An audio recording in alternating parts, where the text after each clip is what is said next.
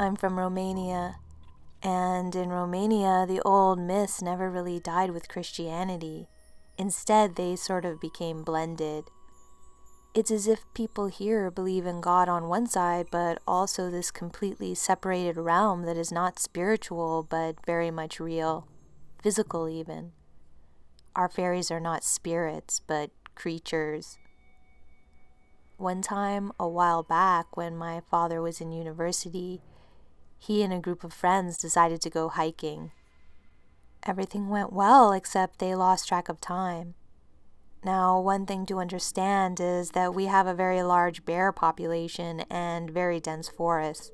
You do not want to be caught on the trail at night without proper equipment. So, in a pinch, they decided to go through a small forest at the edge of town where they were staying to shortcut there before dark. As soon as they reached the edge of the forest, they met an old man. He looked like an old sheep herder, with a thick gray beard, worn skin, and wearing the traditional cap and sheep fur coat covering his entire body, except for his hand that was holding a thick stick as a staff. The old man stopped them right before the forest edge and asked, "Where are you lads going?" My father replied they were late for curfew and wanted to shortcut through the forest. The old man shook his head and replied, "You don't want to do that, lads. It's Sanzian night tonight.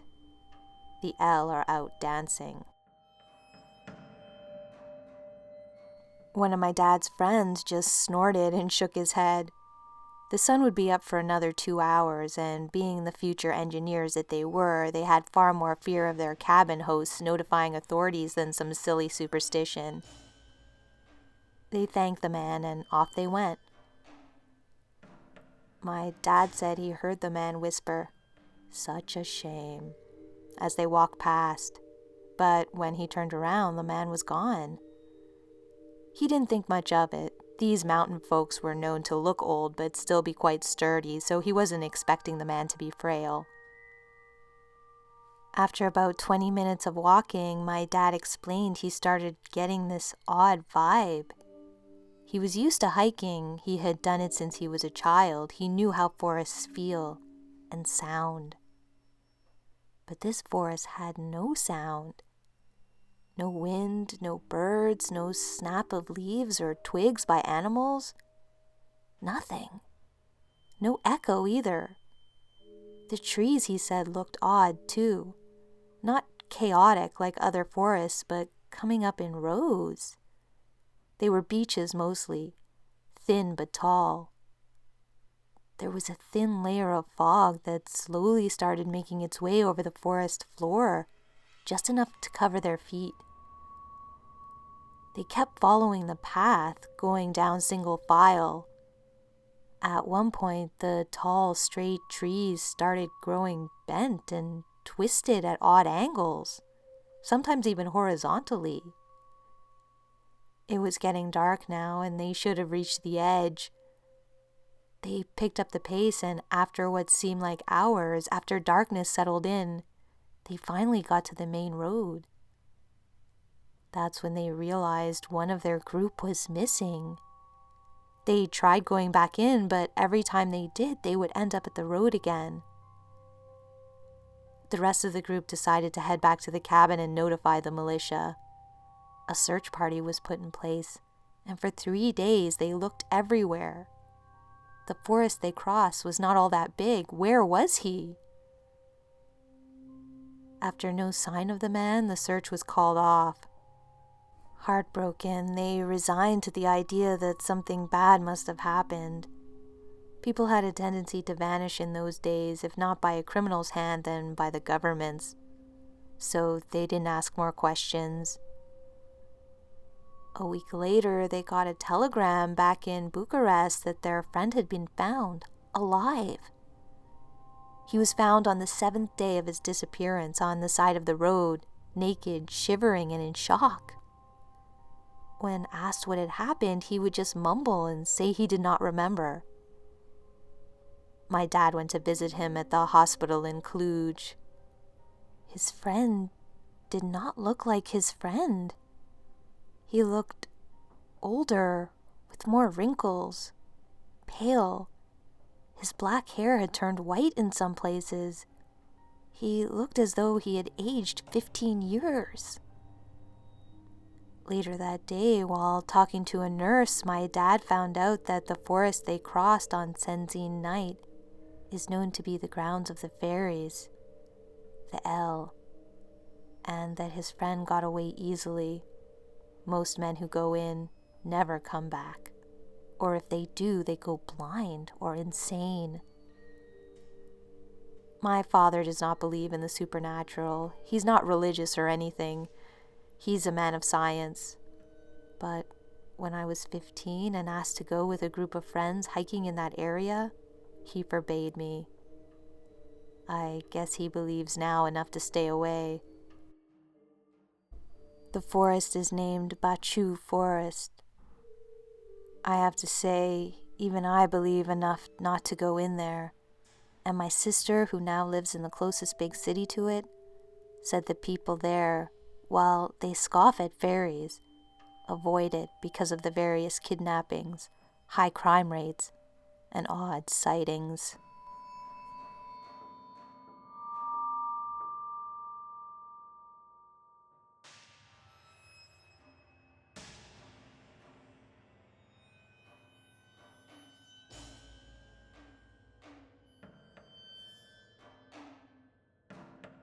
I was about 8 years old when it happened, and my sister Beth was only 5.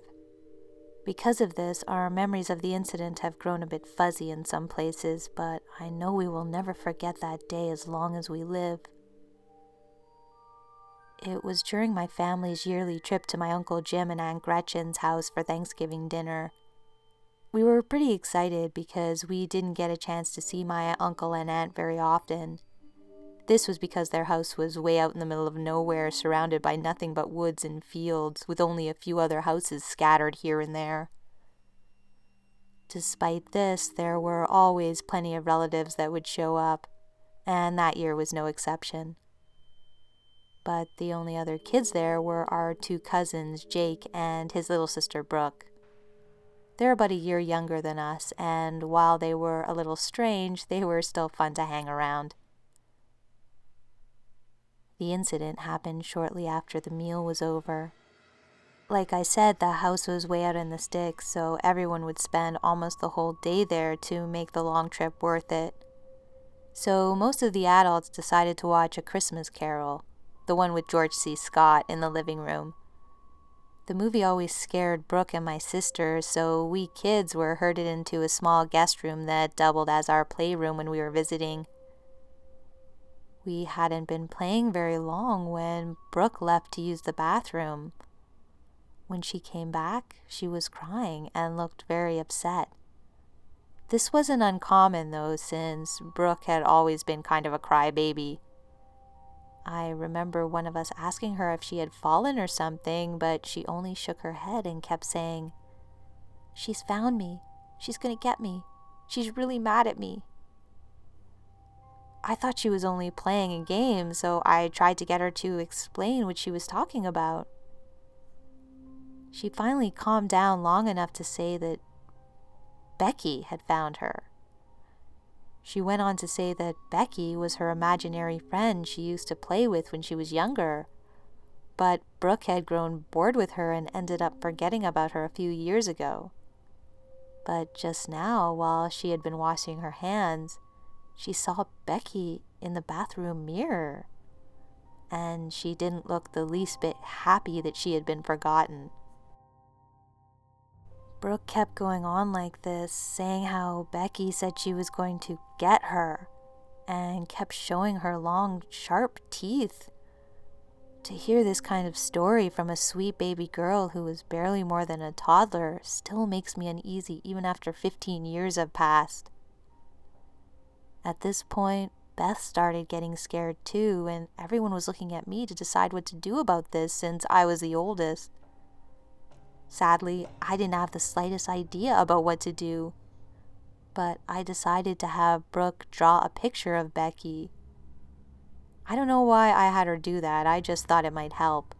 So Brooke took some paper and a pencil and for whatever reason insisted that she needed to make the drawing out in the coat room and my sister had to go with her. While they were gone, I tried asking Jake if he had any idea what she was talking about. But he shook his head and said, "I have no idea. She's never even had an imaginary friend before." Even he was looking pretty scared at this point, and things only got worse when the girls came back. Brooke was even more upset than before, and Beth was pale, and her eyes were 2 huge circles in her face. We quickly rushed over to them, and I took the picture Brooke had drawn. I still remember the terrified silence that filled the room as we all mutely stared at the picture. The drawing showed a tall, skinny girl in a long dress with wild and messy green hair. Her eyes were slanted and black, and she had long orange nails on her hands and feet. Her face was twisted up in an angry sneer, and Brooke was right when she said she had long teeth. We were all terrified at this point, and Brooke started to become hysterical, saying Becky was here now, in the room, showing her teeth.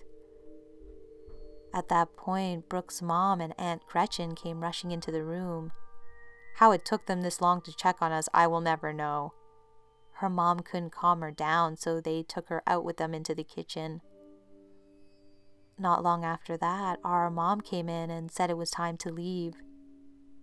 Not surprisingly, she got no argument from us, and soon we were all safely in the car and headed home. During the drive, our mom asked us what happened with Brooke. And after we told her, she and my dad shared that look parents give each other when the situation is very serious. Once we were home, Mom told us the rest of the story. She said that Aunt Gretchen had led Brooke into the kitchen. She then got an empty mustard jar and cast a spell on Becky that trapped her in the jar and screwed the jar tightly shut. She then wrote something on a piece of paper and tied it to the lid. Finally, she put the jar far up on the top shelf and told Brooke her spells would keep Becky in the jar and make her stay in there forever. And as far as I know, that jar is still there. While some people would think whatever Brooke saw was a ghost, I believe it was something else. This is because my Aunt Gretchen is a witch, the kind that worships nature and believes in the spirits that live in nature. I honestly don't know all the details about her, but she showed us some pictures of a certain place where she and her friends meet to do whatever nature witches do. And later we saw that exact same place being talked about on a documentary about paranormal places. Campers in that area claim to have heard strange voices in the woods at night, and to have seen weird lights in the woods, and even things like deer walking on their hind legs. All this leads me to believe that some of those forest spirits live in my aunt and uncle's house, whether they're Aunt Gretchen's familiars or just something that followed her home. I believe that was what Brooke saw that day.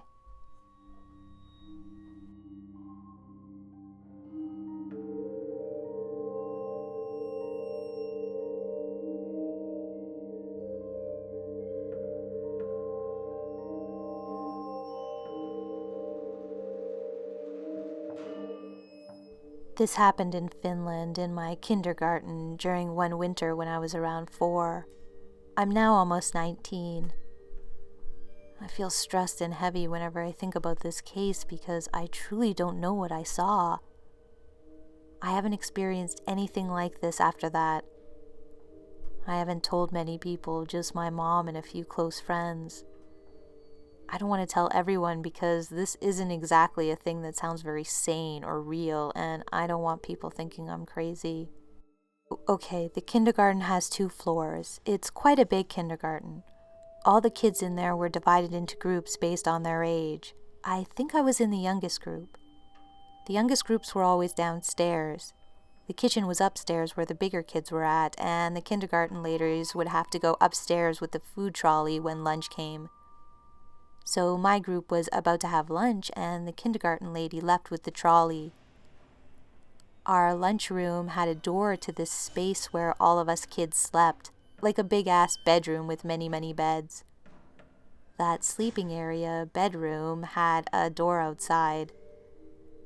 Us kids were in the lunchroom unsupervised, just talking and playing and waiting for the lunch lady to come back, when the door handle of the bedroom starts moving. Eventually, some kid points it out and we all look at it. The door handle moving gets more aggressive. Someone or something is behind the door trying to break in.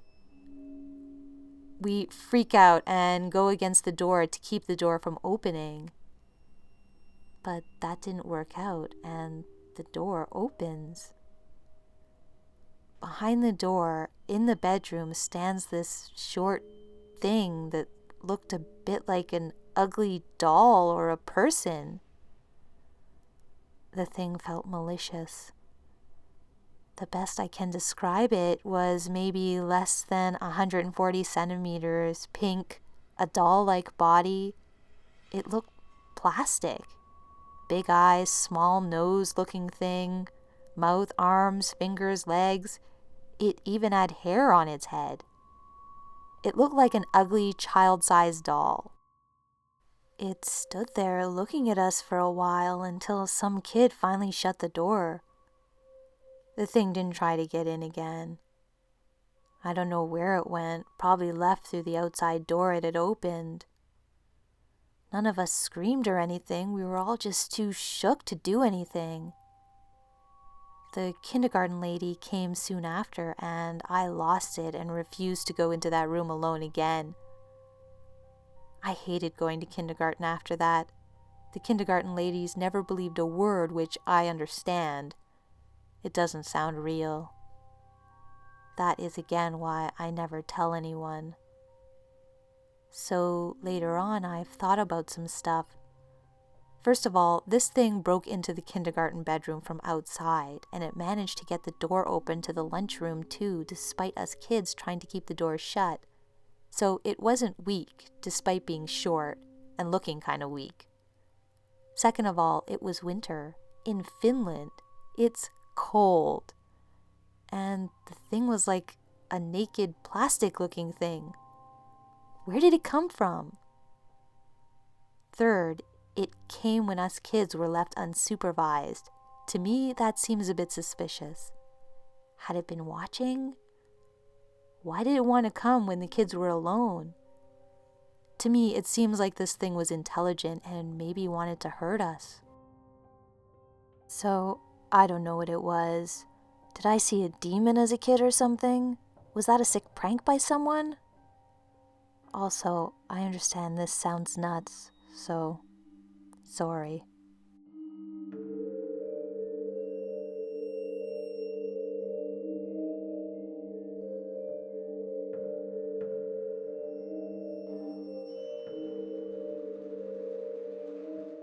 I actually have a story for you that happened after I watched one of your videos.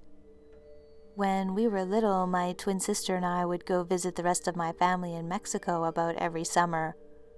We would visit them in a small village in Jalisco.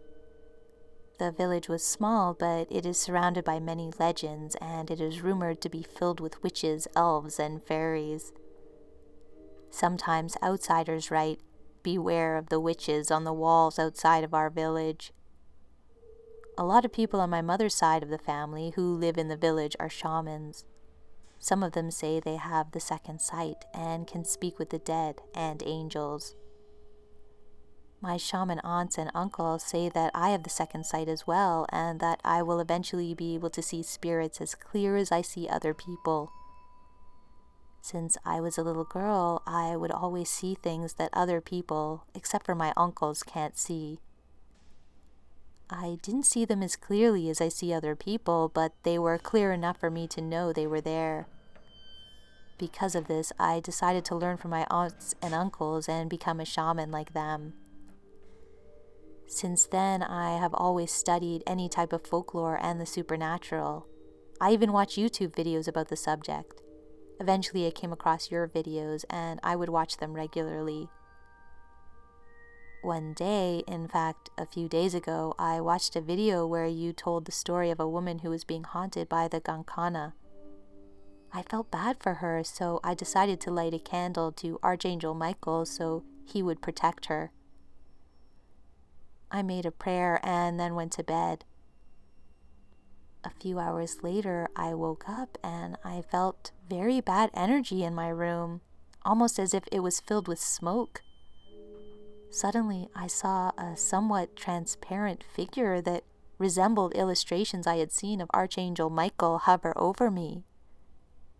Even though it looked like an angel, there was something off about the figure. Like Archangel Michael, he had a gray aura gather around him like smoke. Many clairvoyants say Michael has a purple aura. And also, he made me feel scared of him, something I have never felt when I saw angels in the past. I tried to ignore him and I turned around and laid on my side. And I saw another spirit next to my bed. It was a very muscular man with gray skin and a head a little too small for his body. He also had really large horns on his head. I felt like there was a swarm of other spirits, but I couldn't see them for some reason. I'm not sure why, but I felt they were friends with the first spirit. I then remembered how my uncles and aunts told me to not be afraid of bad spirits and to instead get mad. I did just that and yelled at them to go away. The horned spirit looked surprised and he stared at me with an insulted look. Suddenly, the smoke disappeared and I saw no spirits. I laid down and tried to go back to sleep, but even though the other spirits seemed to be gone, I felt that the first spirit was still in my room. Suddenly, I had an image of a handsome man with dark hair glaring at me. I realized this was the spirit that had hovered on my bed, but in a different form. He looked just like the description of the Gan Kana that other people mentioned in your videos. He was very beautiful, but he had dark shadows under his eyes, and he made me feel uneasy. Eventually, he left. In the morning, I told my mother about what I had seen, and she told me that he must have been angry with me for giving that other girl protection, thus stopping him from haunting her. I have not felt his presence in my house since then, so I think I'm safe now, but I still wonder how he found me and what he plans to do next.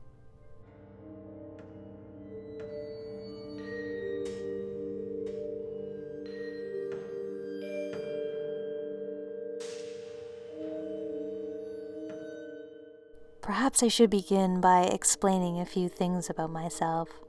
I'm a female and I grew up in a place where I never belonged. Since early childhood, I've been obsessed with leaving, with going abroad and never looking back. Long story short, I'm from a very hostile society and culture. I have a physical disability which only made matters worse for me. I have a theory that the years of childhood abuse and bullying I endured there made me develop a very strange skill. When I was 12, I started having very vivid dreams in which I was traveling the world, just wandering around in different cities, though no one ever saw me. Later, I learned that what was happening to me in those dreams were actually out-of-body experiences. By the time I was 15, I had one almost every other night. It was my way out from my physical life and problems. One night, I had the same strange sensation I always felt prior to one of those experiences, and I knew I was going, quote-unquote, out that night. So I forgot about my current worries. I relaxed into the experience and was soon very happy to find myself back in one of my favorite cities. I was about to wander around as I normally would when I heard a voice say, "Hello." This was unusual because normally no one could see me during my little dream adventures. I turned around and there was a boy standing there staring at me.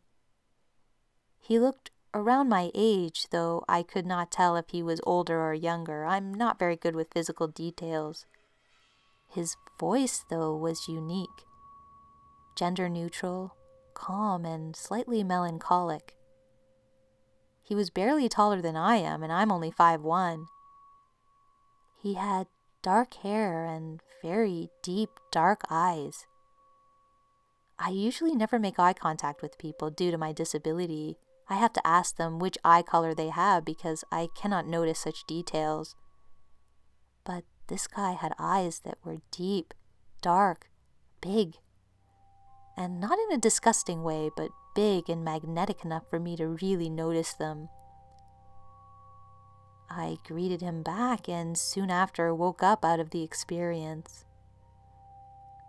I did not think much about this the next day and soon just put it out of my mind. But then on another night, I once again went out, this time to a completely different city, and there he was. Seeing him again, I immediately remembered that unique voice, those big dark eyes like black holes. And I admit, I was scared. He had quite a mysterious and dark vibe about him. I have been through enough emotional pain to become very distrustful, so I kept my distance at first, and we had quite a rough start. But he kept coming back, appearing again and again in the different cities I would visit around the world. As I got to know him, I got the impression that he knew people with the same disability I suffer from in real life. He always knew the right thing to do and say so as not to offend me. He just got it. So after a year of constant meetings, I started to consider him a friend. Yet he never told me his name or where he was from. Sometimes when I started to doubt him and wonder out loud if he was just a figment of my imagination, he would get annoyed with me. It was as if he was offended by my suggestion that he and my experiences were just elaborate dreams. But they had to have been dreams, right? I've spoken about these experiences to a friend of mine in real life who is the most realistic thinking person I have ever met. And after I described my dream friend to her, she told me she thought she'd met him in the real world. Her father, who's an atheist by the way, had seen a strange boy who matched the description of my dream friend wandering in his gardens in the early mornings, watching birds. She saw the boy too and spoke to him once. The boy told her that he had a connection to someone she loved very much, as if this was his way of telling me off for calling him a piece of my imagination. That's another thing. My dream friend loves nature in a way that does not seem very human to me. He finds people to be extremely irresponsible for not being careful enough with the planet we live on. He gets very intense about this whenever the subject comes up in conversation. I just let him get it all off his chest. I know the feeling of just needing to shout out everything and cry angrily while pacing up and down too well to criticize him. He also gets somewhat annoyed when I ask for his name or where he is in the real world, or when he finds out I have told someone about him. I've tried to track him down in real life. I know this is stupid, but even though I've only ever seen him in my dreams, he feels like a real friend. I've known him for 11 years now, in a way, but he still refuses to tell me anything significant about himself. If he is a real person, I just hope he's fine, alive, happy. I mean, I started doing these out-of-body things because I wanted to escape. Eventually, I did finally move abroad, very far from where I was, and I have traveled since then and found some of the places I visited in my dreams. These places are real and just as I remembered them. This has only made me want to find my dream friend even more. But it's been more than a decade of this. My realistic side has been telling me to just give up on him. This is all in vain, though, both my searching and my attempts to give up on him. Whenever I try to meet other people who might replace my feelings for him, whenever I try to forget about him, things start to happen in my life to trigger my memories of him. People around me randomly say things that he has said to me, and in almost the same tone of voice, as if he's speaking through them somehow. I start meeting people with birthdays on the anniversary of the day I met him for the first time. Friends on social media suddenly start sharing pictures of exact spots where we have been together, and so on. I feel guilty whenever I try to give up on our friendship too, just because it's only ever existed in my dreams. He's never harmed me. He told me when we met the second time, "I don't want to hurt you. I want to help you." And so far, that's what he has done. Always tried to help. But then, why does he not tell me his name? Or where he is in the real world? Or if he is fine, alive and all? Then, I noticed your update on that particular fae. I admit, it was disturbing to me. This is why I'm telling you all this. I'm worried that if he is a fairy, his intentions might not be as harmless as I've been led to believe. I've tried to convince myself that he might be one of the Huldu folk from Iceland, even though the first time I ever met him in a dream, we were in Ireland. Once I heard him say something in another language by mistake. Then he switched back to English, denying he spoke in some other language. He said it was just gibberish. But I knew better. I even went to Iceland. I've tried very hard to find this person, knowing it is all in vain, but unable to give it up. It's like I'm compelled to spend my time searching the world for him, for someone I can never find. How much longer am I going to be like this? I'm fighting this feeling that I shouldn't be sharing this. But it's been 11 years. I have to try everything. I don't even know if he is a fairy. I don't know what he is. He seems quite human most of the time, except during his environmentalist outrages. He feels real, and I'm sure I'm not going mad. But it keeps bugging me. I feel drawn to him, and I don't know how much longer I can resist.